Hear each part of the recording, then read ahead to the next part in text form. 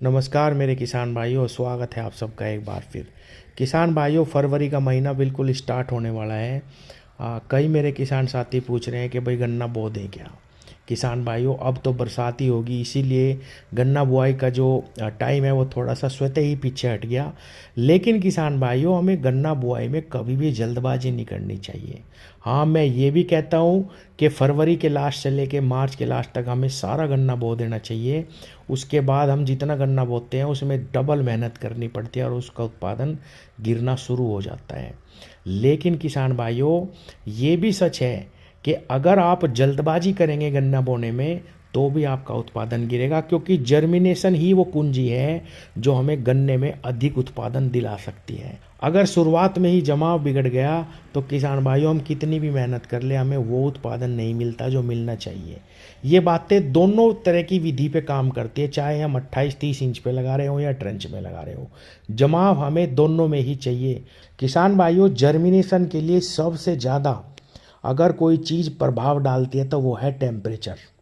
अगर temperature 27-28 degree तक पहुंच चुका है, चाहे वो कोई भी समय हो, फरवरी की 10 तारीख हो, 15 हो, 20 हो, 25 हो, या मैं कहूँगा कि 5 तारीख ही क्यों ना हो, आप गन्ने की बुआई कर सकते हैं।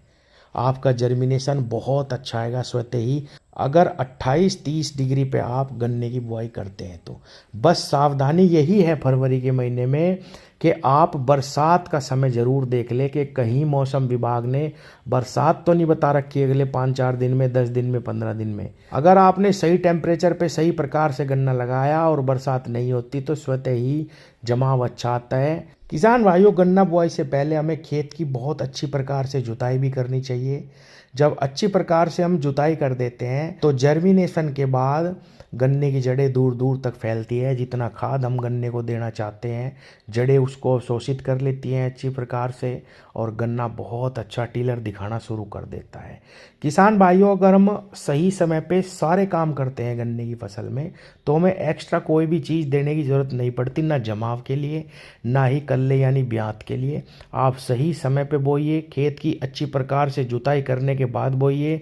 बुआई में सही न्यूट्रिशन आप गन्ने की फसल को दीजिए, जो कि शुरुआती अवस्था में हमारी फसल को सबसे ज़्यादा चाहिए होता है। गोबर की सड़ी हुई खाद मिलती है तो वो ज़रूर डालिए बुआई के समय पे। हम 2 साल के लिए गन्ना फसल की बुआई करते हैं, इसीलिए गन्ने की तैयारी बहुत ही अहम रोल निभाती है उत्पादन में। इसीलिए जल्दबाजी ना करके गन्ना बुआई में हमें सही समय का इंतज़ार करना चाहिए, सही टेम्परेचर का इंतज़ार करना चाहिए। सही टेम्परेचर और सही समय गन्ने की फसल में स्वतः ही आपको एक अच्छा उत्पादन देने की सबसे पहली नींव है। कई मेरे किसान भाई पूछ रहे थे कि भाई कौन सा सही समय है, तो सही समय है टेम्परेचर। किसान भाइयों, वो टेम्परेचर चाहे 5 तारीख में आ जाए फरवरी में, चाहे 20 तारीख में आ जाए। बरसात का समय देखिए, बरसात तो नहीं है, और टेम्परेचर देखिए 30 डिग्री के आसपास आते ही आप गन्ने की बुआई करें। किसान भाइयों, बहुत ही अच्छा जर्मिनेशन आपको मिलेगा।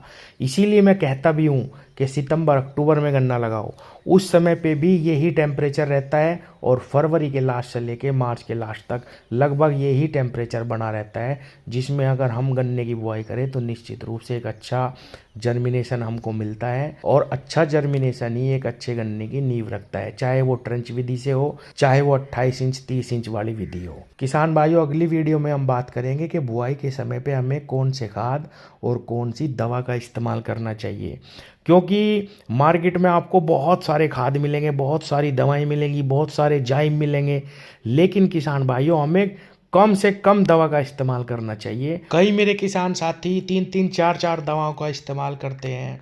कुछ ऐसे खादों का इस्तेमाल कर लेते हैं जिनको आपस में नहीं मिलाया जा सकता, उल्टा नुकसान में ही पहुंच जाते हैं, उनसे कोई फ़ायदा नहीं मिलता।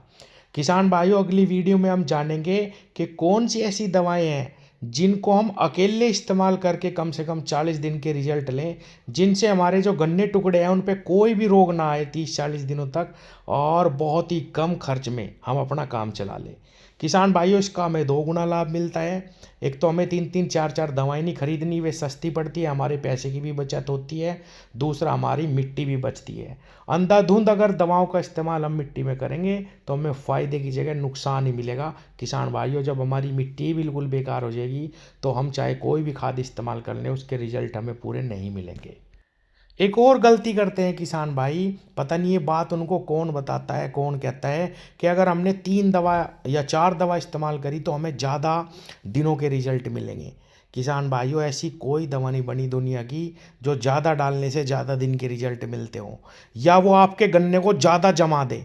गन्ना जमाने की भी कोई दवा नहीं है किसान भाइयों। केवल हम दवाओं से अपने गन्ने टुकड़ों को बचा सकते हैं कि भाई इनमें जब हम ये नमी में दबा देते हैं, नीचे पानी दे देते हैं, या ज़्यादा नमी रहती है, उमस रहती है मिट्टी में अंदर, तो गन्ने की जो आँखें हैं वो ना गले, उसमें कोई फंगस ना लगे। फंगस नहीं लगेगी, उनमें कोई कीड़ा नहीं लगेगा, तो जर्मिनेशन ठीक आएगा। दवा का केवल यही काम है। कोई भी ऐसी दवा नहीं जो ज़्यादा जमा दे गन्ने को, या आपको 60 दिन के रिजल्ट मिल जाएंगे ज़्यादा दवा डालने से। इसीलिए मेरे किसान भाइयों, ऐसी दवा डालो जो अपना काम भी कर जाए और सस्ते में ही हमें लाभ पहुंचा जाए। तो अगली वीडियो में हम बात करेंगे कौन सी ऐसी दवा है, कौन सा ऐसा फंजीसाइड है, कौन से ऐसे खाद हैं जिनका इस्तेमाल करके हम ज़्यादा लाभ ले सकते हैं कम खर्च में। धन्यवाद।